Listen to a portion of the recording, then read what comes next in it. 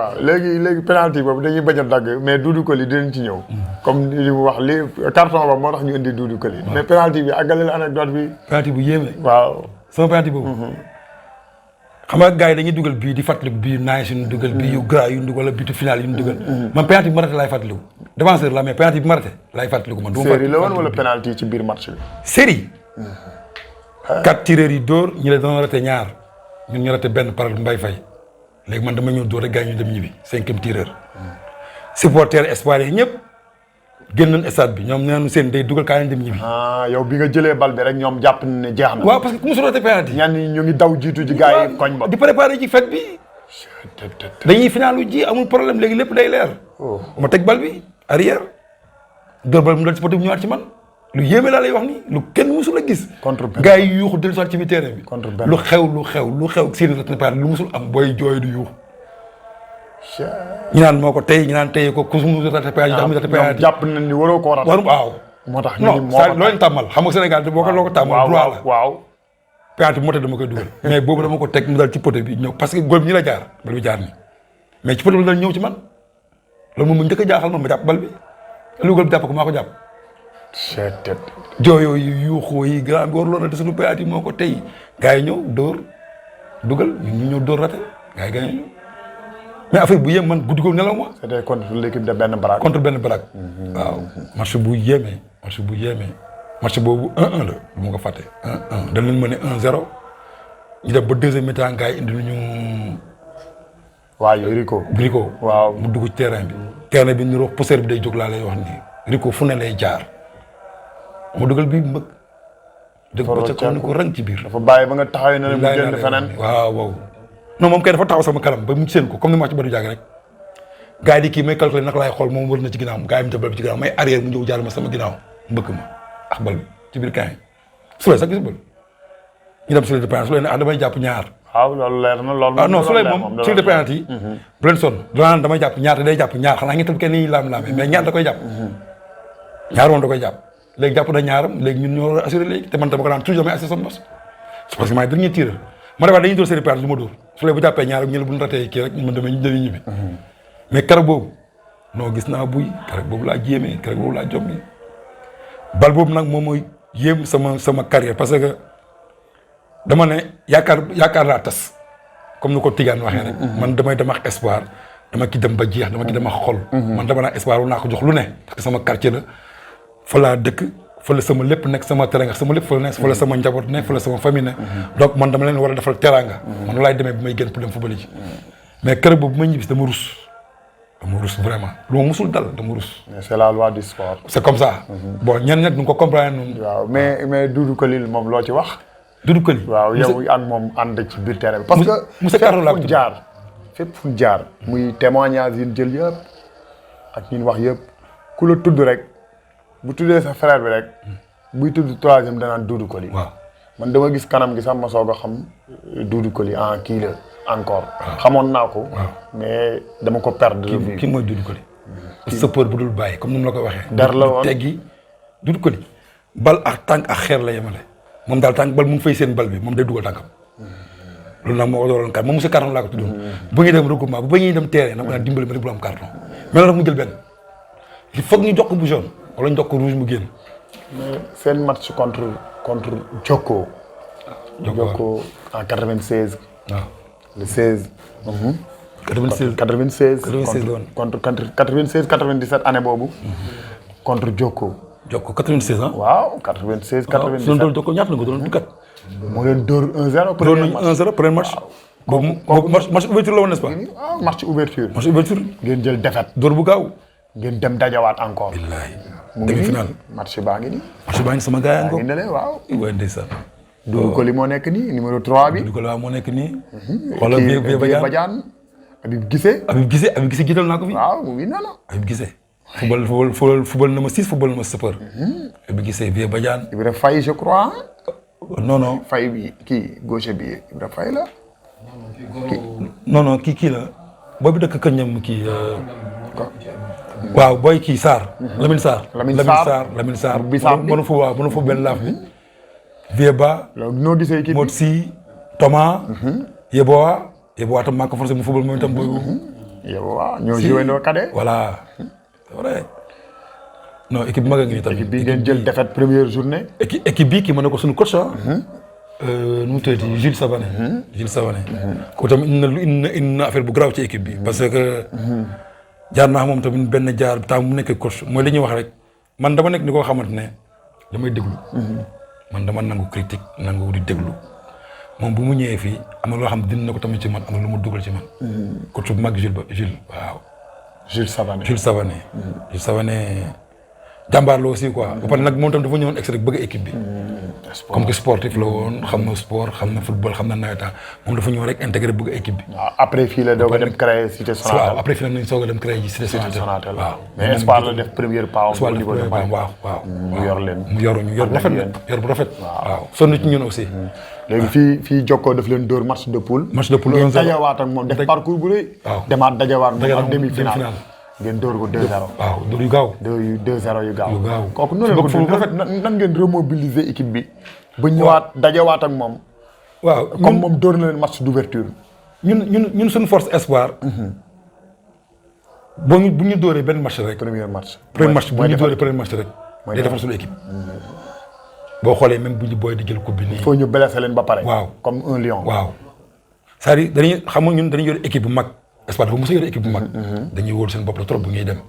pour ñoom ku ñu daggee rek dañ lay rey mais boo leen reyee premier match c'est fini jeex na donc kenn dootu leen rey ba final. loolu dafa nekkoon suñu force ba pare loolu daf ñuy motiver toujours. ñun loolu moom chaque match noonu la ñuy def. même bu ñu footballee benn ñaari match nga dóorul. kenn dootuñu dooraat. ñoom Ibra Sow ñooñu tamit. après ñëw nañ ci équipe bi waaw Ibra Sow. ñoom auparavant lañ ñëw wala après lañ ñëw. si même ak ñi. parce que Ibra Sow ak Ibou Meng xam nga ñoom dañoo yoroo Malika. amay xale biir dëkk ba. ñoom dañuy dem di ñëw. ñoom des fois dama leen wax yéen sama ennemi ngeen. parce que bu ne benn ñaar ngeen football ci biir dëkk ba. man yooyu bëgguma ko mooy li ci yàlla wax man yooyu j'aime pas. Ibra Mbaye Faye ñoom benn dañu ne waaye suñu gars yi dem jàppale jàppale dañu football ci. musal fa ak espoir. gars yi dem football ci biir dëkk ba na ma kaañ te man fenn laa demoon. man damay toog séance ji match ma pare ma ñëw si ñëw toog. waaw ñu dégg. tey nag danga may laaj lu ma sawar a wax. un très grand défenseur. un ami un frère. Seny Bodian doomu espoir la. nee nga xëy na man amu espoir la mais Seny moom mooy espoir. un très grand défenseur. di doomu espoir ci kooku dinaa sawar wax ci moom. parce que xam naa ni yóbbu na ASC bi niveau boo xam ni même ñi fi juddoo yaroo fi Seny teg équipe bi ak fi Seny yóbbu équipe bi. xëy na def nañ seen wàll mais Seny dafa romb loolu. Seny dafa nekk un patriote boo xam ne. espoir mooy daw ci veine yi. ñun sax xëy na à un moment donné dem nañ football Jokko. dem nañ football Santhiaba. dem nañ football Déggo mais Seny musu fi jóge ci catu karaw gi. ba ci catu wee yi tout c'est ASC espoir. te ba léegi nii mu ngi koy dund. waaw ñun nag en quelque sorte parce que Mbaye Ndaw moom nga wax man football ndaw naa ak moom. mais pour man espoir mosuñu sax rafle défenseur parce que ñu mel ne ay Lamine Sarr. on a toujours eu de très ay Mbaye Faye on a toujours eu de très grands défenseurs. mais Seny dafa leen li mu ëppee woon ñooñu xëy na mooy maturité bi Seny dafa ñëw rek nekk xale mais nekk un joueur très mature. très calme lu équipe bi bax Seny dina ko wàccee. parce que ku mel ni Jules Bodian bu nekkee si ginnaaw day bax 90 minutes man damay nekk ci kanam Abba day nekk ci diggante bi donc ñooñu boo amul un très grand joueur bu gérer fugg boobu da ngay am problème. équipe bi doon na egg niveau boo xam ne jarul sax coach. Seny il était le coach ci biir terrain bi te mënoon na ñëw ni équipe bi dama ñëw fii bu yàggul mais Seny dafa ñëw rek adapté wu ñun bu ñuy jouer on n'a pas besoin d'un coach. Seny day def lépp nee naa la Seny kenn du ko njëkk regroupement. kenn du ko mujjee regroupement. maanaam boo ñëwee tamit fekk ko fa. foo ñëwee fekk ko fa. booy dem bàyyi ko fa. bu ñu ñëwee entraînement Seny est le premier. bu ñu ñibbee Seny est le dernier parce que day liggéey. équipe bi man boo ma waxee Seny mooy wax man je parle pas. boo waxee de quelqu'un d'autre Seny mooy wax moom moo doon jël suñu défense nee naa la c'était l'âme de l'équipe. man lu ma ñemee def ci kanam fekk maa ngi gëstu di gis Seny Bodian ci axe central bi. là je suis tranquille. waaw Issa Mbaye c'est un très grand défenseur. très grand parce que ñun ñëpp fekk nañu ay démbam joué na avant ñun joué na ak ñun. mais Séni Bodian beneen level la woon surtout ñu ngi ko doon fréquenter 24/24 parce que Issa Mbaye sax man xam naa ni soo ko jegee mën nga ko perturber mais Séni jamais du perturber wu Issa Mbaye man su ma ko jegee mën naa ko dindi défenseur bu nekk ak ni ñu koy dindee comme léegi Ibra wax sànq par rapport ak Séni mais Séni lu match bi yéeg il est serein xam nga défenseurs yi ku ci nekk amoon na Maurice xëy na amoon na loolu amoon na ay tempérament mais Maurice il disjoncte jamais Séni mënoo fexe ba mu disjoncte lu équipe bi baax nañ ñu mënee match bi des 10 minutes danaan leen jouer leen ngeen calme day deñ waaw non xëy na am na tuuti amoon nañ tuuti ku mel ne Boy Ablaye amoon na charisme bi amoon na intelligence bi amoon na relance bi mais maturité bi Séni amoon mën a calmer toute l'équipe xëy na loolu moo des ba léegi ci ASC Espoir parce que Séni ñëpp ko déggaloon du parce que doole la du parce que ragal la mais assurance bi muy jox équipe bi motivation bi muy jox équipe bi bu ñuy dem regroupement si Séni qui parle moo fi mujjee ñëw bu ñu nekkee ci biir terrain bi si Séni qui parle moo fi mujjee ñëw c'est parce que dafa amoon charisme un très grand défenseur waaw c'était un très grand défenseur waaw assurance la. kon daal maanaam yow gisoon Séni ci biir terrain bi satisfaction totale la woon. nee naa la man su ma gisee Séni Bodian ci axe central bi man lu ma neex mën naa ko def ci kanam mën naa sax perte bal bi xam naa ni Séni da koy assuré mën naa la jox benn anecdote bi ma jógee Espoir. ma dem fubali Déggoo. Déggoo bu biir Malika. Déggoo ak jamono ñoo doon bokk terrain entraînement. avant entraînement ñu toog terrain bi di waxtaan. Georges Kasuka daf ma ne woon ñun bu ñuy taseeg Espoir jamono bu ñu taseeg Espoir moom il préfère mu bañ a entraîner semaine boobu parce que bëggul taseeg Séni Bodian semaine boobu day fiñoole entraînement yi pour bañ a ñëw parce que bëggul woon taseeg Séni Bodian te Séni Bodian xëy na doo dégg baat bi xëy na doo dégg mais rigueur bi 90 minutes te man mosuma fekk Séni match bu mu jëlee carton rouge fàttaliku ma sax Séni match bu mu jëlee carton jaune te ëmb na ku mel ne Badou Diack ëmb na ku mel ne Aligna ëmb na ku mel ne Rico ëmb na ku keneen mais musuma gis ñu jox Séni carton te pourtant day def un grand match. mais dóorum penalty yow nu mu meloon comme défenseur central. waaw Séni assurance la woon d'ailleurs ñun bu ñu doon dem série penalty man la doon wax man maa doon njëkk dóor chaque fois mais ñun xamoon nañ ne le 5e tir assurance la parce que Séni Bodian la te assurance bi li koy indi mooy il était serein calme mooy li ma la wax lu match bi yéeg il est serein. te loolu moo nekk ci moom même dans la vie courante nii ba fii ñuy dund nii tey xëy na sax mën nañu ne moom mooy Naïm wala mooy imam ci koñ bi parce que loolu la am il est calme il est serein taalibe Cheikh la quoi. waaw loolu moom boo koy laaj dinaa sawar ci tontu ci ndax Séni bi mu ñëw Espoir su ma juumulee 92-13 lay doon moom ak rakkam. ndax boo xoolee en 92 boobu ma la wax léegi wala 91 sax sinon boobu Espoir bokkuloon sax ci tournoi yi. ndax ay yaakaar naa dañ ñu leen ajoon ci les années précédentes. bi Espoir di dellu si en 93. boobu man maa ngi xewlu je crois que année boobu ñoom fi lañ fi ci dëkk si. su ma juumulee mais fi Séni gën a marqué Espoir 94 la. mooy bi ñuy def inauguration terrain bi. terrain kekk bi. yàlla dogal aussi mu ñëw tombeek année bi Espoir di dem final. géej gi gagné ñu 1-0 sax ma juumulee. mooy 93. 94 aussi mu yóbbuwaat équipe bi final. jamono gagné ñu 2e édition. muy zonal. waaw muy zonal mooy bi nawetaan Malika di commencé waat en 94. muy finalu cadet Espoir ak cadet jamono senior Espoir ak senior jamono. waaw voilà ñu yàlla dogal ñu gagné leen cadet première édition ci première édition bi. ñu def match nul ak ñoom muy 94. ñu dem 2e édition ñu doon ñu 2-0. mais Séni jamono boobu la ñëw marqué empreinte am nag ci équipe bi. ndax ci taxawaay bu. bu mag ba pare yor brassard bi nag teg ci. yow lan moo la doon gën a marqué ci moom présence am ci biir terrain yi. non da nga koy commencé sax ci entraînement. ndax gis nga xool naa barki dem yaa ngi ko laaj benn question ni ko boo doon marqué ay kempes wala nga marqué ay coxo nan la daan def ci yow mais Séni fii la daan njëkk a méttee ci moom bu ñu daan marqué entraînement. comme ku mel ni yow. man marqué mu man yombul woon marqué mu man yombul woon. mais Séni loolu mu daan réussir nag fii. mooy tax bu ñëwee ci ñoom si jabaanu da doon yomb ci moom. ndax ñooñu ëpp ñu moon ay bagages ci jamono boobu. waaw dualité boobu moo doon am fii ci entraînement bi. dëgg la. bu ñëwee terrain nag day répété wu ci moom. loolu moo nekkoon ak ñu Séni te Séni daawul reetaan sax ci terrain. dafa àndoon ak. Séni beneen affaire la woon démb rek maa ngi koy fàttaliku fii ndeysaan moo ko rakk ji Jules Bodian man lan balaa ma daan kontaan rek gars yi dóor bal ba dem ci Jules Bodian. non dafa am ñoo xamante ni colonne vertébrale équipe la ñu woon ci dafa commencé woon ci rakk ji ci ginnaaw teg ci moom ay joueurs la ñoo xam kenn daawul calculer dañ bokk wala duñ bokk. xam nga joueur bu mel ne noonu rek. li ci fullaa mu ko daan indi ndax ñeme woon nañ entraînement te indi am nañ lu indi woon tombeek nag ñu rafetlu woon ko trop. kon daal daana la assuré bu baax.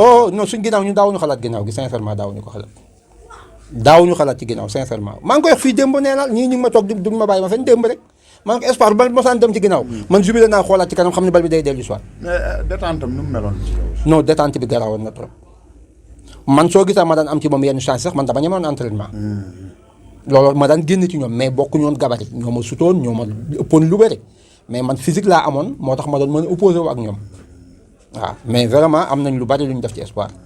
waaw yóbbu nañ espoir fu sori waaw yóbbu nañ fa espoir la sincèrement yii espoir yi gagné jamono yii ci ñoom la waroon njëkk a commencé. kon yow ban match nga mën a jàpp match référence am. match référence su Séni bon mun pour ma fàttali ko est-ce que dina yomb ci man xam naa ni bi ñuy denc Badou ci première édition wu 94 bi ba keroog Séni Bodian frère bi di wàcc ci tànku Badou yi. parce que fi Badou tolloon. yomboon na trop après waaw sincèrement yomboon na. non ñooñu moom amoon problème ci ku ñuy marqué. kon daal ay assureur la. non assuré woon nañ ci ginnaaw trop suñu défense boobu kay moom macha allah waaw xëy na nag àdduna moo doxee woon noonu mais yokk nañ ci espoir lu bëree bëri. waaw ba tey ci vétéran yi sax dañu ngi wane seen bopp. Séni ba ci vétéran yi nii wax dëgg da ngay kontaan ci moom. waaw c'est parce que nag dañ ko bëgg daal. waaw comme noonu rek li nga gisee Ibra Sow ak Ibou Mbengue. waaw ñoom presque résumé nañu sama carrière. parce que mooy li ma la waxoon keroog nee naa la ñiy xool li ngay def. ñoo mën a wax ci yow li ngay def. yow da ngay def rek di nga fàttaliku yenn yi mais ñi lay seetaan xool yow action yi nga def wala li ngay def lu mu leen apporté. ñun ñoo mën a wax ci yow. dëgg la keroog maa ngi koy bëgg sama sœur Dakar bu ñu woowee ñuy wax téléphone quoi. mu ne ma yow la nga defal waa Malika bañ ne da lay defal émission. ma ne ko man mënu ma la ko expliquer. ñoom ñoo koy ñoom ñu ne dañ def émission. ak nit yi ñuy daje ñoom ñu la ko mën a wax. mais du ci man.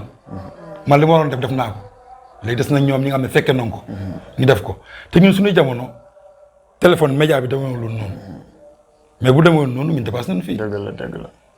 bu temps yi bu demewoon comme ni mu demee nii. benn booy football fenn toj fa lañ jël ko vidéo gars yi jaay ko rapidement mu génn dëkk bi. ñun buñ ko amoon kon ñun ñëpp ay professionnels lañuy doon. mais ñun da ngay toj fenn nga dégg ko ci ay wax benn nit moo koy wax doo ko gëm il faut nga dem seeraani ji ko amuloon caméra yu bëri yenn kii yi bëriwul woon donc ñun lépp lu ñu doon def rek. déplacement moo tax nga xam ko. mais insisté bi mooy bëgg espoir bi. loolu lan moo waral loolu wala yow yaa bundoo na nga xam te ni boo xasee ba jàpp rek. sama nature la nekk. waaw man sama nature la nekk. bu ma la jàppee jàpp naa la. ak koo mënta doon ak noo mënta mel. man bu ma la jàppee du question joolaa nga da nga ñëw quartier joolaa rek. non man fi laa juddoo fi laa yoroo. ku juddoo Fass. yaroo Wakam ci biir Lébu yi. déggul ne man olof laa gën a dégg ko joolaa. bien vrai que joolaa la mais daa am nu ñu yaree ñun sama pap. donc kooku nag ko ñu fekk sama pap. sama pap duñ ma bàyyi ma fenn sama pap mun naa ne koñ bi yëpp la uufoon. amul kër gërul dugg wax sama tur pap du la ne kaay toog ñu wax la ci ko boo amee ku mel noonu am ouverture bu mel noonu sa xel day dal. loolu ba man mii def émission bi daf may yéem parce que temps boobu am na talent bam te boo ko yoree foo jaar di nga génn. loo bëgg sa koñ gars yi dina la proposer loo génne. te yow fi nga jaar yëpp ku fa jaar tax a ban. te musuloo génn. waaw loolu am na loolu yéem na gars yi kon waa Espoir ñoom dañ la war a delloo njukkal bu baax a baax yow xam nga doo ko wax.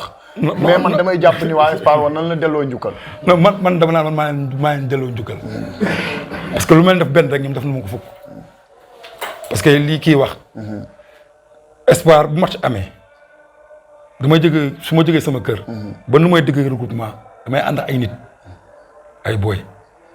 plus de 30 booy dañ may wër. ñu naan ma téel sa saak ñu naan ma téel sa dàll ñu naan jàpp sama loxo ñu naan dañuy ànd man ci biir regroupement bi. donc man booy laa doon àndal donc man comme li man dama nekkoon loo xamante ci biir Espoir. kenn war mu mën a jëlee fii di ma yóbbu ma dem di football ci feneen. parce que bu ma ko defee dama naan war naa leen ñoom surtout booy yi ñoo xamante ne match dañuy ànd yow regroupement yenn yow ci buntu bi lañuy taxaw. duñ dugg ci biir ba ngay génn dem stade ñu topp car bi dem ba stade loolu du ñu bëri ñoo koy am. donc boo ko amee doo trahir loolu quoi. waaw léegi après 96 boo xoolee après 96 carrière bi est-ce que continue na. après 94 95 waaw def 94 95 96 bon mu nekk ay carrières yoo xamante ne ay hauts et des bas la. comme ni ma ko waxee parce que man sama carrière espoir bu ma def fii yëpp. loolu bokk na ci li nga xamante ne man dama naan dama ko yoral espoir. muy coupe mooy indi mobilisation coupe vétéran. après après échec bi ci carrière en tant que joueur. bu toll ci guddi dem waaw def lu ne ci espoir. mujjuloo jël coupe mais vous avez valu beaucoup de satisfaction à cette équipe de l'ASC Espoir. donc nga ñëw rattaché waat encore. ñëw ci vétéran yi encore. pour défendre couleur bi la nga pertoon fële. ma essayé ko dabu fii. loolu est-ce que gars yi bi ñu la woowee rek ñëw nga. man maa leen woo pour vétéran yi. yaa ko créé man maa mobiliser vétéran yi. pourquoi parce que dañ toll ci benn moment boo xam ne am na ay années yoo xamante ne. Espoir du génne premier tour wala bu génne premier tour quart de finale mu toog donc Espoir mu dem ba commencé nekk esclave ñu toog waxtaan ñun suñu biir ñu ne ñun léegi vétérans yi pourquoi ñun duñu jël ñun vétérans yi. mais avant vétérans yi tiré na beneen longueur après 94 95 96 foofu joué nga. waaw joué naa moom laa la si na la am ay hauts et des bas. des fois ñu dem ba final ñu dóor ñu dem ba demi final ñu dóor ñu. comme ni ko doon defee rek dem final dem ay final. nga nekk en tant que joueur tamit. en tant que joueur man football naa ba. football naa ba 99 kon da ngaa footballoon ndoog say rak.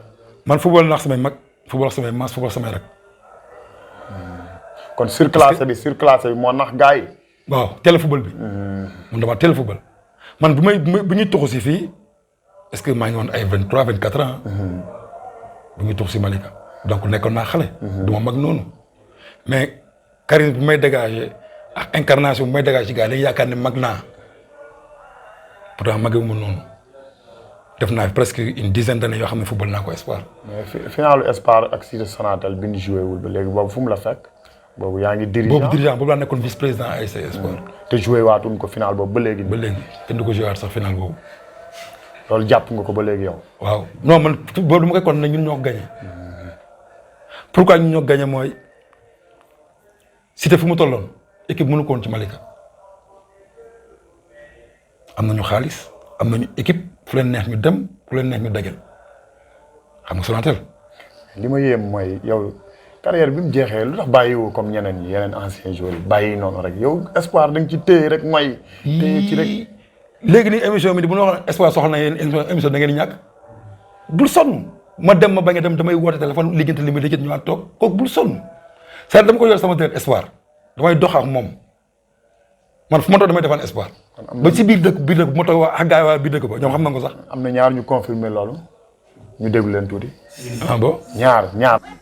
bon Seny Bodian nag boo ma laajee ci moom dinaa ci sawar trop parce que c'est quelqu'un que je connais trop bien parce que même bu dul sport bi ñu bokk sax yàlla dafa def ay xarit lañ parce que ñun traditionnellement ni ñuy dundee suñu koñ. mooy amuñu frontière.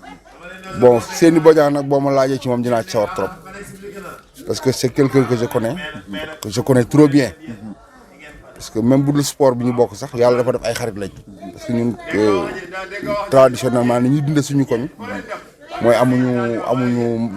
amuñu frontière. mooy l'ASC Espoir. mooy l'ASC Espoir ñu am 10 ans ñu am 15 ans ñu am 20 ans ñëpp ñu ànd. boo ñëwee par exemple Al Jazeera wala nga ñëw kër Seny wala nga dem kër Alpha Diop waaw noonu la ñuy àndee donc boo ma laajee Seny dinaa ci sawar quoi. waa Seny lu jiitu loolu sax dama doon dégg turam. c'était en 90 89 90 dama ko doon dégg seen à travers seen frères yi nga xam ne dañu dëkk Malika. xam nga joolaay dañuy yaatu. yàlla def ñoom ñëw fi en 91. bi ñëwee en 91 pratiquement je peux dire que football sax ci 91 bi mais 93. on a commencé à jouer avec Seny. 91 boobu lan moo ko handicapé. 91 dafa amoon blessure. Je crois en 91 92. donc il ne jouait pas. mais en 93. bi nga xamante ne si ñu ngi organiser tournoi de la fraternité fii à Malika. muy tournoi bi nga xam moo am après incident yi amoon ci terrain marché bi. te le feu ndeysaan suñu doyen Moussa Ndiaye yal na ko yàlla yërëm. mooy saluer sa mémoire. nekkoon kilifa moo taxee woon tournoi boobu. donc seeni ci lañ ko découvrir bi ngeen waaw ci lañ ko découvrir rek découvrir waaw bi ngeen ko découvrir lan waaw. la ban apport la indi ci bi yéen. ñu ko découvrir surtout suñu premier match bi nga xam ne dañu ko fuul ak xale yi tey ñu gagné ñu par 1-0 boobu suñu benn boy Kabirou Diémé moo góolu match bi Kabirou Diémé boobu Jules ñëwul bi nekk président bu nekk présidence tey ñu ngi koy nuyu bu baax a baax a baax mais seeni ci match boobu la ñu gis ay talent xam ne espoir lii la manqué woon mooy un libéro de mooy classe un libéro de classe comme Issa Mbaye moo fi nekk. voilà comme Issa Mbaye d'ailleurs ñun seeni bi ñu ñëwee rek li ñu jox mooy Issa Mbaye ñu xam ne tey ASC Malika su dundaatoon on a un libéro à Malika Issa Mbaye am na doublure parce que seen non seulement am na corpulence bi et puis li mu ëppale woon Issa Mbaye mooy moom ko ëpp taxawaay relonge bi daal. waaw moom ko ëppoon relance te seen yàlla defoon na mu nekkoon défenseur de classe de classe exceptionnel parce que marquage am daawul bàyyi maa ngi fàttaliku bu ñu gagné match boobu suñu deuxième match ñu am ASC ay Noumadi même année bi ay numaa di benn barak. bi ñuy échauffé wu bu booy di échauffé wu ba toog mi ngi taxaw mi ngi wax booy non jóg leen ñu dem arbitre ndépp ñu fuwal premier mi-temps bu ñu mi-temps ñu doog a présenté wu parce que tellement que dañu waroon tàggu match boobu on a gagné par 4-0 5-0 la woon maire bi dafa bañ benn bii bi nga gis ne seen yi dafa amoon non seulement technique am classe mais dafa am motivation bu naan def ci équipe bi dafa daan motivation bu daan galvaniser voilà parce que c'est un capitaine exceptionnel yéem nañu parce que ñëw rek ñu jox ko brassard bi loolu lu ñu yéem la loolu lan moo waraloon loolu. parce que li ko waraloon mooy seen bi mu ñëwee déjà ci ASC bi li mu changé moo bari dafa ñëw fekk fi benn coach bu ñëw Issa Mbengue grand Issa yoroon équipe bi ak suñu benn doyen bu ñuy wax Prince Diallo doon ko jàppale mais seen dafa ñëw rek changer rythme entraînement l'équipe s'entraînait à 13h parfois à 8h donc booy dañoo demoon ba gis ne seen bu mu ñëwee dafa indi lu bees ci équipe bi booy yëpp sawar ñëw entraînement mu indi woon benn harmonisation boo xam ne ñoom foo leen fekk guddi ak bëccëg jour ñëw toogandoo même bu ñi nga xam bokkuñu âge sax dañuy toogandoo chaque jour soit on est chez Issa Mbengue wala ñu ngi kër Seydi Bodian wala ñu ngi kër Tidiane Ba donc loolu seen i indi woon ci biir équipe bi moo taxoon ñu joxoon ko capitaine. maa ngi fàttaliku match bu rëy bu amoon suñu diggante ak ASC Jamono. C'était en quelle année. waaw c'était ci première année nawetaan bi d'ailleurs la 94 d'ailleurs ñoom la ñu final loolu 2 éditions ñu gagné mais première édition malheureusement Badou daf ci gaañu te Badou dafa nekkoon joueur boo xam ne man dama ko bëggoon quoi parce que Badou bien avant football suivre naa ko ASC Xandaalu ak tournoi yi fii en 1984 bien avant seetaan naa ko fii Malika boobu terrain bi dañu football terrain marché donc Badou dafa nekkoon attaquant de classe wallaay bu doon tey dem naan de classe mondiale parce que gis naa fi 9 yoo xam ni Badou moo leen man mais malheureusement ñoom amuñu woon chance ku leen taxaw amuñu woon chance boobu amuñu woon chance su dem mais Badou ci jamono boobu fekkoon tey la waxatuñ ko mais match ak seen i daan métti match boobu li indi woon kii bi dafa garaawoon parce que dañu amoon coach bu ñuy wax Prince maa ngi la koy wax moom da daan galvaniser défenseur parce que c'est un défenseur dafa ne seen i mais Badou nee na dina dugal seen i camp. C'était juste pour une motivation. Badou nee na dina dugal seen camp seen i ne ko noonu dugal suñuy camp assuré naa 90 minutes man ak moom 120 minutes dugal suñuy camp malheureusement nag Badou sax match foofu eggaliwu ko donc deuxième édition bi aussi footballu ko quoi c'était malheureux ci la mën naa wax ni sax blessure bu ci la jaare bàyyi te vraiment contact bu mu am ak suñu gardien la parce que Jules tamit c'est un grand gardien waaw boo demee boo ko seetaanee ak sélection départementale maa nga saan ko Jaraaf maa nga saan ko ci équipe da nga am ni c'est un grand gardien. ñoom ñaar daal valoir noonu leen beaucoup de. ñoom ñaar la ñu def ci ñoom ñaar ñaari frère la ñuy bokk ndey ak baay mais li ñu def ci ASC bi mën naa wax ni c'est à partir de ce moment sax ci la koñ bi doo ko bëgg football nag parce que ASC bi ñu koy créé bi ñuy créé équipe bi ASC bi association bi c'était pas uniquement pour le football. football intéressé wuñu woon sax parce que bu njëkkoon dañ doon ASC Espoir. On travaille pour le développement social lañ liggéey ci culture loolu la ñu doon liggéey mais à partir de 90 91 ci la ñu commencé intéressé au sport bi mais en 93 ci la ñu ne non jot na pour ñun nag ñu am équipe bu koñ bi bokk ci nawetaan di def lépp pour gagner coupe bi. donc kon je lui ai donné un nom ba nga xamante ni maa ngi ko tuddee l'imbattable est-ce qu'il mérite ce nom. waaw l'imbattable effectivement l'imbattable parce que ba tey day bañ. xam nga seeni ba tey day bañ. maanaam kon daanaan la woon daal. daanaan bu mag kullu fidrin bu mag parce que ba léegi day bañ seeni boo demee ba seetaan ko vétéran ba léegi day bañ ba tey day entraîné. le cas de Seny Bodian bu muy jóge Wakaam di ñëw fii à Malika fii la ma fekk ñun ñu ngi fii yore équipe bi di Espoir Espoir nag nekkoon équipe boo xam ne vraiment dafa dugg suñu biir xol parce que fii lañ dëkk ci koñ bi comme yeneen équipe yi tamit ni ñu nekk seen koñ seeni dirigeant téye leen ñaari loxo ñun tamit noonu la ñu téye woon Espoir ñaari loxo mais lépp ci biir cadre Malika la lépp ci biir cadre Malika la si cadre football moo taxit ñun tamit ñu jëloon Espoir def ko suñu biir xol mais Seny Bodian bi mu ñëwee fii vraiment indil nañu mbégte indil nañu xol bu sedd indil nañu ñu kontaan ci moom parce que nekkoon na nit koo xam ne ci li ma ko xoole ci xale yi gisoon naa xale bu am jom bu am fulla am fayda am fit loolu gis naa ko ci moom te bëgg lu muy def waaw te bëgg lu muy def vraiment gisoon naa ko ci moom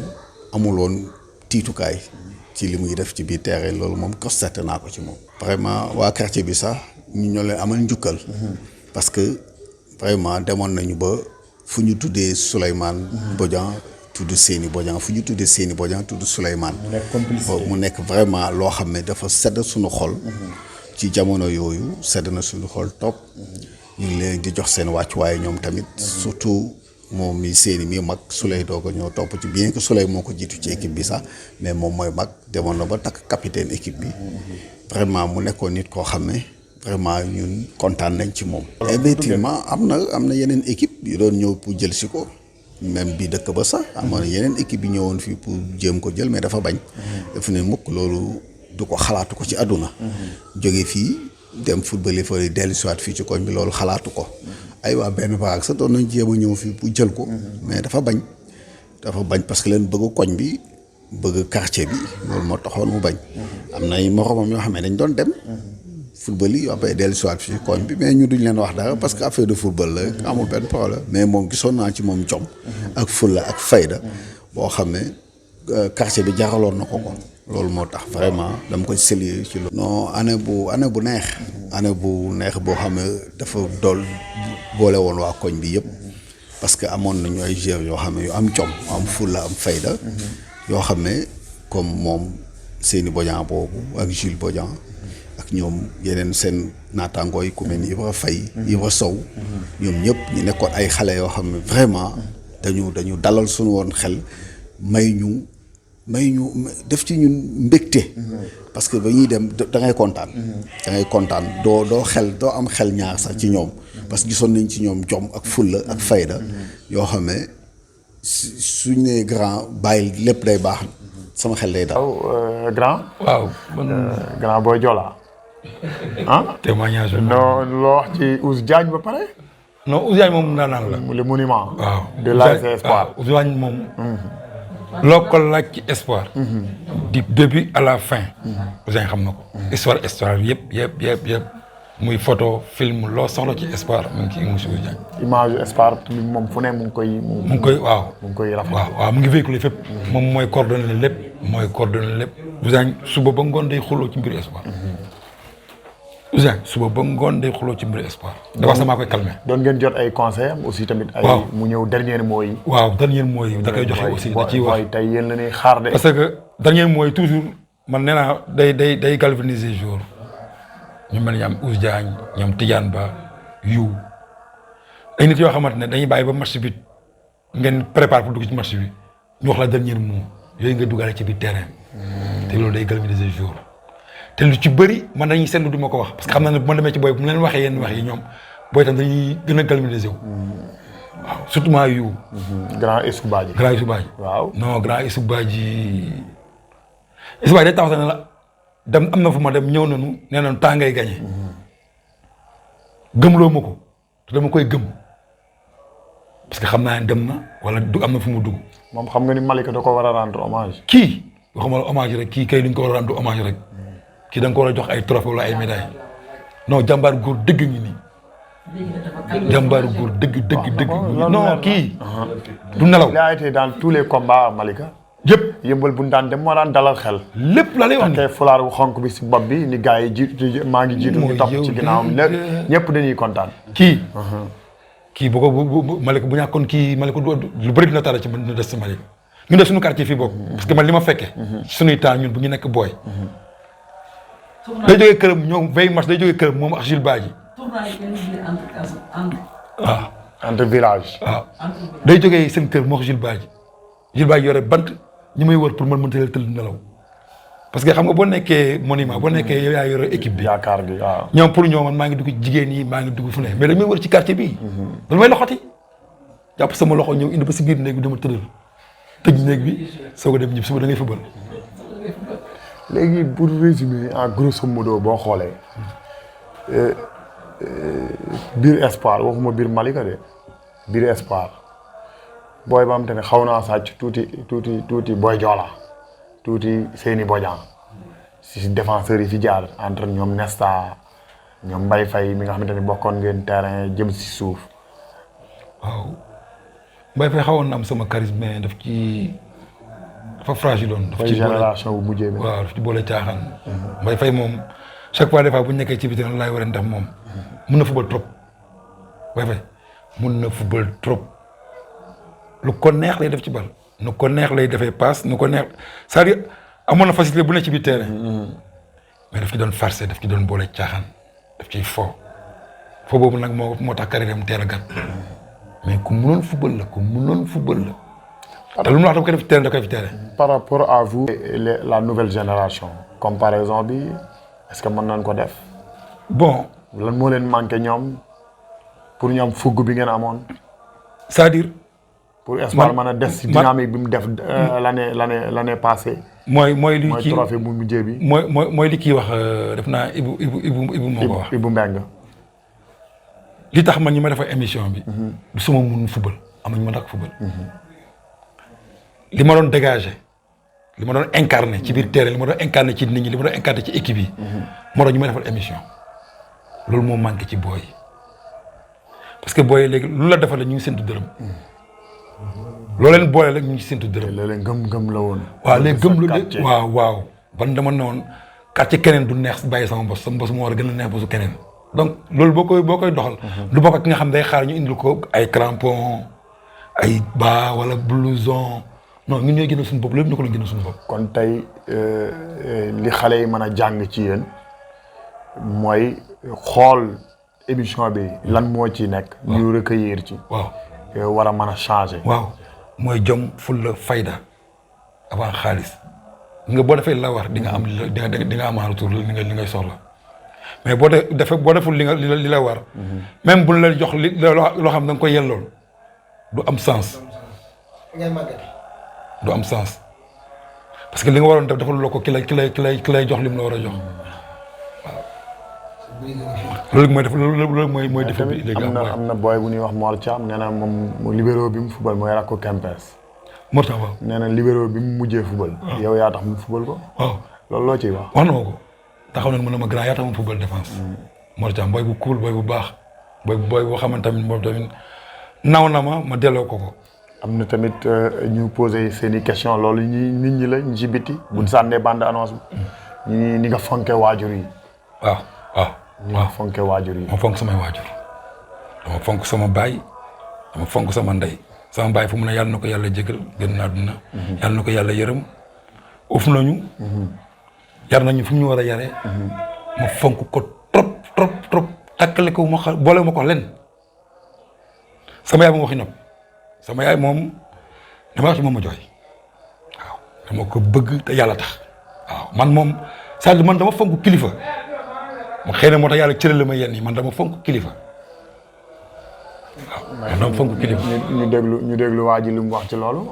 waaw di remercier nag sama grand frère Seyni Bodian donc invité bi ngeen ko invité donc am nag lu ma ci mën a sànni tuuti parce que di ko remercier li ma jàppale sama carrière sportive bi donc ku ma jàppale la si sama carrière donc soo gisee tey mën naa wax parce que daf ma doon conseil yu bëri daf ma doon conseiller si yu bëri moom daf ma si doon conseiller sama carrière sportive quoi di ko remercier donc yàlla na ko yàlla fay xolam bu rafet bi di ko remercier aussi jàppale bu muy jàppale sama yaay moom comme moom moo nekk foofu noonu tamit jàppale na tamit sama papa ba mu génn àdduna quoi yàlla na ko yàlla fay xolam bu rafet bi di ko ñaanal yàlla na ko yàlla may wér-gu-yaram gudd fan et puis tamit di remercier waa émission Jaar Jaar si seen initiative bi ñu def nii tey invité sama grand frère bi di leen wax ci kaw ca kanam rek. waaw. léegi loo wax ci frère bi comme ni nga ko waxee rek ñu moo tax ñu boole ko. waaw xam nga moom dafa nekk nit koo xamante ne. picc nga sa kaw daal xel maa nga ci suuf. waaw dafa nekk nit ku dal aussi. koo xam ne xëy na presque mën naa ne dama jël sama kii versé ko ci moom. moom ma ëpp yërmande moom ma ëpp yërmande ba pare dafa nekk nit koo xamante ne du jàpp dara lu ñëw rek mën na ko jël amul problème waaw. parce que loolu bokk na tamit ci li xaw a freiné carrière am. xam nga nit di nga nekk sa carrière ñu encadré la. ngay daw yeneen di moytu yeneen di kii mais moom lu ñëw rek ku ñëw mu jël la. bañul kenn bañul dara. waaw moom dafa yaataloon lépp mu nekk aussi ku oyof ku dégg ndigal. waaw. am na tamit ñu ni morceau bi nga doon takk fii des fois benn morceau boo doon takk di ko langal nii. ci ginnaaw waaw. yooyu am na ñu la laaj loolu. morceau boobu lan la woon. waaw mais loolu pour ñàngal la rek. waaw ñaaw rek yokk ñaawaay rek. mën naa teel lu mu mën a def ba ñëpp tiit rek dinaa ko def terrain lu mu mën a def rek ba ñëpp tiit dama koy def dem naa ba terrain di daas samay crampon. pour ñawal ko. waaw c'est-à-dire supporter ak dirigeant yi gis ko dem ci équipe bi leen yii kii lu mel ni préparé. yow boo daasee Zil fëgg ci. waaw ci côté noo ko doon defante ñu am. muy mel waaw noo ko doon defante parce que ñun wax naa ko dama am benn coach boo xamante ne bi ñu formé bi ñuy nekk bu may nekk cadet wala décalé junior moom daf lay former en tant que footballeur ba pare mais day def sa bopp. li nga war a comporté woo ci biir terrain. li nga war a indaale daal. waaw li nga war a indaale ci biir terrain nag nga war a mel ci biir terrain ban comportement nga war a am nit ñi bàyyi la xel ban lan nga war a dégager c'est-à-dire psychologiquement da lay travailler.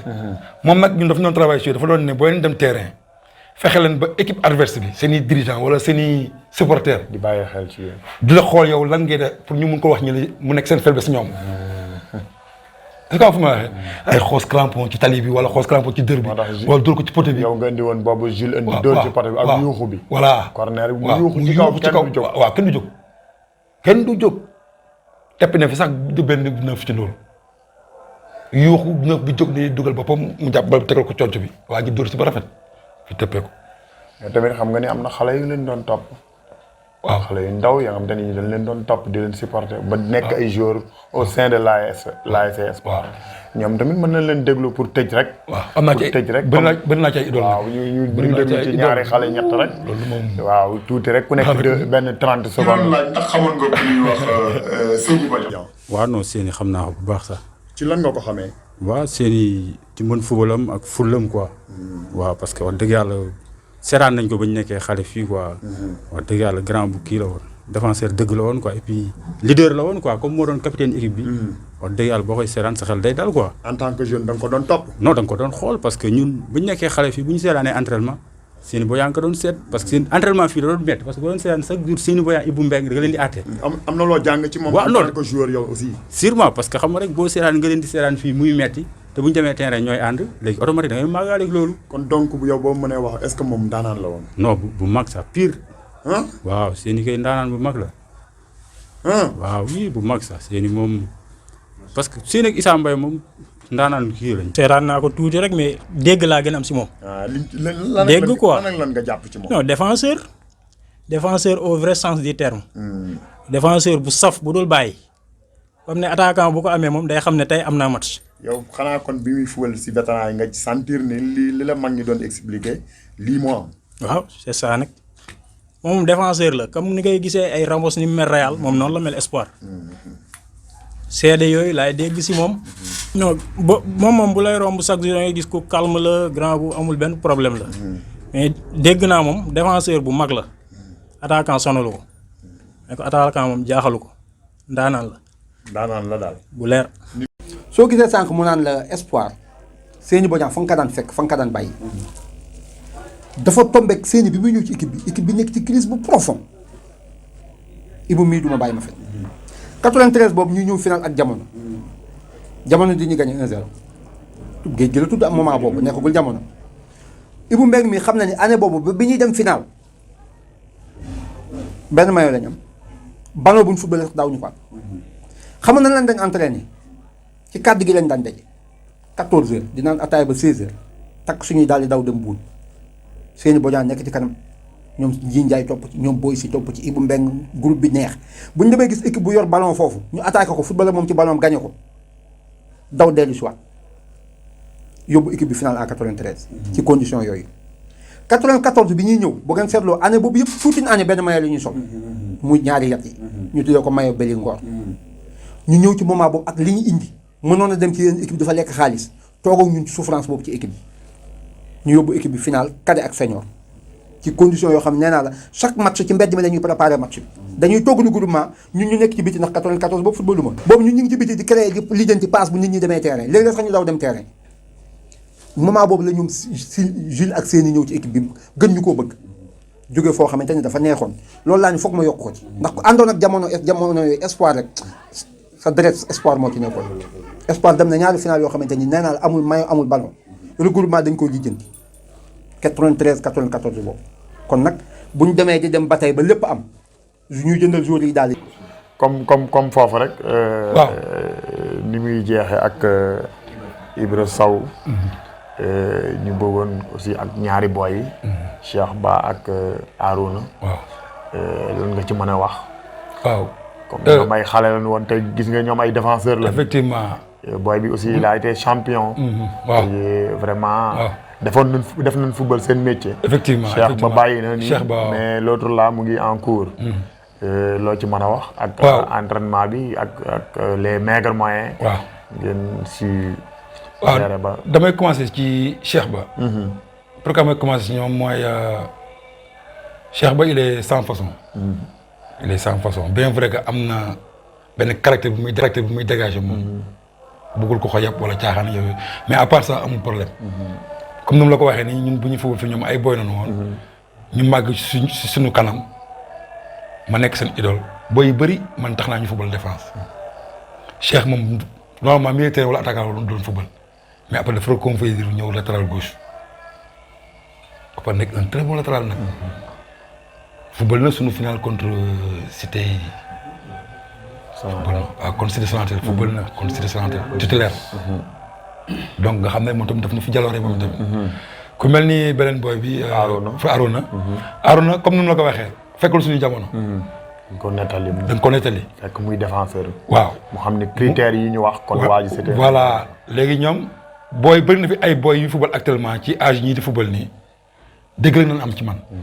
parce que boy yi football nii si yoon 93 94 95. waaw léegi dégg nañ am ci man moo tax bi ñuy football ñun vétéran day neex. parce que dégg bu ñu doon am nañu bëgg a léegi ñëw di gis si léegi ndax grand bi dina ko defal lu ko def. yàlla dimbali ma nag ma am kattan boobu ma confirmer loolu. ci vétéran yi ci vétéran yi. ba moo waral sunu mouvement bu ndaw bu ñu jàpp taxawal équipe vétéran.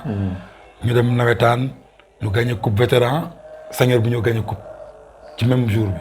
donc mu doon ouverture boo xam ne man ci laa ne defal naa espoir lu ma ko war defal. football naa ba jël espoir coupe. ci même jour bu ma jël espoir coupe. senior bi jël ci coupe. te daw nañ ci pendant 30 ans. ci benn coupe boobu. mu nekk lu ma neex quoi franchement. li ma nekk rek moom ku ñëwoon fii espoir ku ñëwoon fii. di nga xam ne am na lu bees lu dugg si espoir. final boobu moom keroog moom. ba 2h du matin 3h du matin suñu papier suñu yaay ñu ngi ci mbedd bi. non victoire bu mel noonu moom nit jël na coupe ba taay mais. musu Issa bu ñuy génn stade daf ma jox loxo. man nag lépp la ma ne da ngeen ko mérité. ku la ma ne da ngeen ko mérité rek am na fu mu jaar ak yow man ma ne da ngeen ko mérité. mënoon na ne man jamono laa bokk. jamono ngeen dóor. mais dama jox la ne booy da ngeen ko mérité.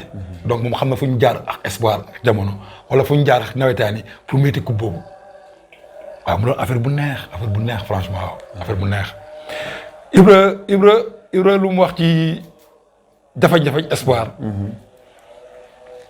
espoir ñun joueurs yi.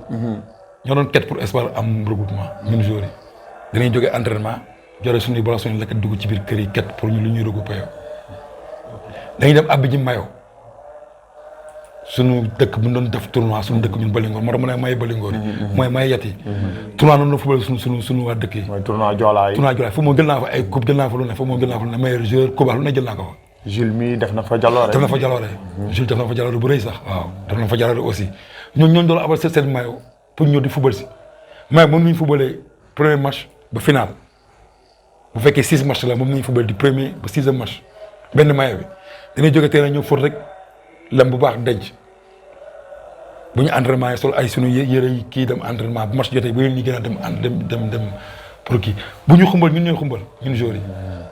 mais mystique tamit dund nga ko ci sa carrière mystique. waaw mos na laa jàpp wala. bu baax. bu baax a baax mystique boobu. loo gëmoon la wala gëmoon nga ni am na wala amul. bon sama commencement carrière gëmuma ko woon bañ jàpp ma. nga soog koo gëm. waaw ma soog a xam ne lii mu ngi ci football bi. yaay naan ku ni sëriñ amul daf laa jàppul. non da laa jàppul da laa jàppul man keroog booy keroog gis naa lu mot 10 pas ci koñ bi ñu tiim ma 10 pas waxuma la ay jeunes de ñii dañ leen dégager. ku ne indi sa xam-xam. 10 pas ñoo ma tiim pour ma jóge ci jafe-jafe bi ma ne jour boobu te li ci gën a yéeme mooy li la yu wax. Esu Badji bi ñu ñëwee regroupement. ba toog parce que ñëpp ci ma lan doon xool pour dem bu ñu dem football yi su ma nekkee en forme la ñëpp ñu ngi en forme foofu la ma affaire bi commencé jàpp. nga dem ak moom. ma woo Jules Badji ma woo yu ne ko yu mu ne ko gars yi laal na ma mu ne ma lay wax ni ma ne ko gars yi laal na ma. waaye. mais damay football match bi mu ne ma ñëw mu génn dem dellu si na ma kañ dem moo tax ma ne kii góor la ñu dem def lu ñuy def. mu dellusiwaat ma ci biir regroupement bi chaque 5 mu ne ma foo toll ma ne ko non baax na mu ngi baax mais man ci santé que ne ça va pas chaque instant ma jóg motivé waat booy jóg ne booy dañuy gagné ci match bi te c'est des contre xewlu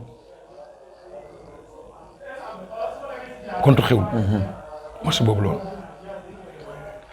ba bi may dem fi ñu ma yóbboon paa bi daf ko jox bidon 4 litres def ci ay saafara ay bagages ne ma chaque fois bu ma sentir ne sama bopp diis na rek noonu ma ko sotti sama bopp 90 000 ñu ngi may sotti ndox mi sama bopp lu muy football. xewlu mooy équipe bu gouvernement bi. voilà yow xam nga fu may waxee yow. ay am xaalis. bon ñooñu. nekk ay xale yu mën a parce que ñoom bi ñu dugg see ba ñu gis moo tax capitaine dugg ci biir terrain bi. gars yi dañoo déggante waruloon ñëw. waaw miinuñu la bu baax sax. mais gan nga di soog a ñëw mais boobu ñoom dañoo xamul man li may indi ci terrain bi. parce que man kenn bootee ma solo yi.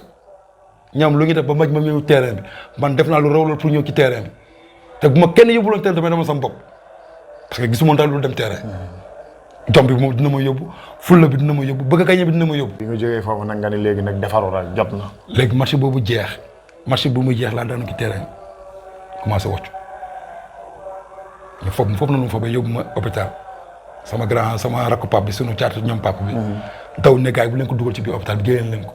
ñu génne ma dispensaire fii temps yooyu ñaamoo fa nekkoon. ñu génne ma dispensaire dugal ci benn clando indi ma fii sama papa jël ma yóbbu ma ci paay ñu toog ñoom ñu def seen xam-xam ñoom itam. keroog li ma wocc mot na bool xaw na jàppaat de. bu la maa ngi koy soog a expliqué. am na ñu ko fekkee maa ngi koy soog a expliqué. ba nga fa jógee nag nga ni léegi defaru jot. moo jógee foofu ba set nag. waaw nga ni defaru jot na. waaw si laay soog a nekkaat góor nag. waaw si laay soog a taxaw nag boobu la ma xonk a jàpp lu gars yi def ci man du dugg. lu gars yi def ci man di dugg amul. carrière bi rafet na. waaw. carrière bi neex na. waaw. wane nañ ni c'est une carrière d'un guerrier. oui parce que tur bi ñu la jox. l'imbattable. ñenn ñi ne l'infatigable.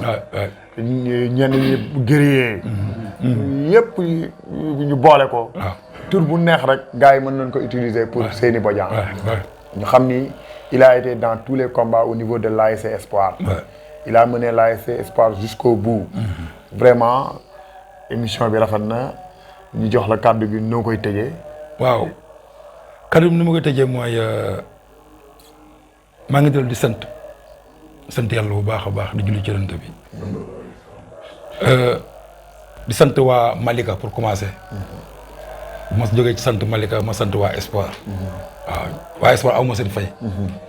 parce que Espoir moom ma dooleel.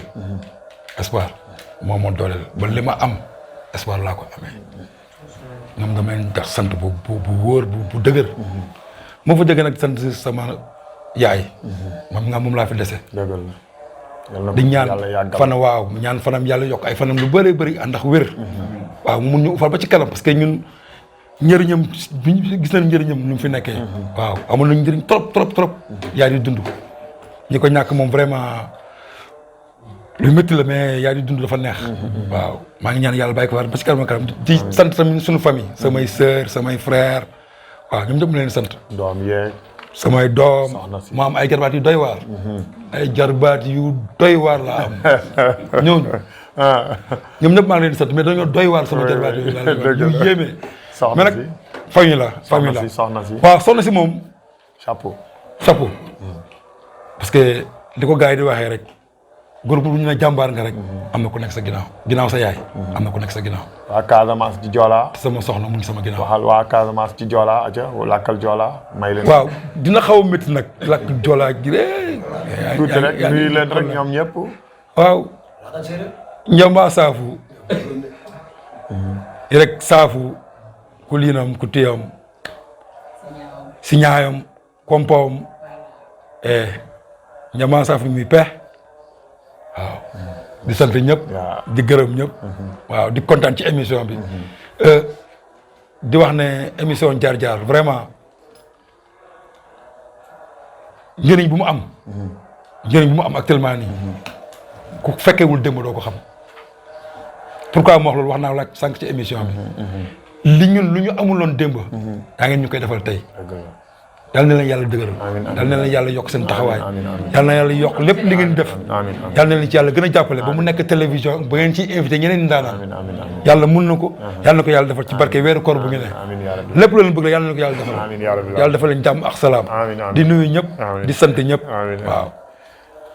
jaajëf merci. kon gars yi seen émission jaar-jaar moom moo ñëwoon fii ci domicile Seny Bodian ñu doon def son 5e numéro mu nekkoon un défenseur ba nga xamante ni vraiment marqué na ay empreinte am au niveau de l'ASC Espoir au niveau du football à Malika un guerrier ñu ngi ko jox le nom de l'imbattable ñenn ñi l'infatigable vraiment il mérite tous les noms Seny Bodian bu kenn tardé émission fii ci jaar-jaar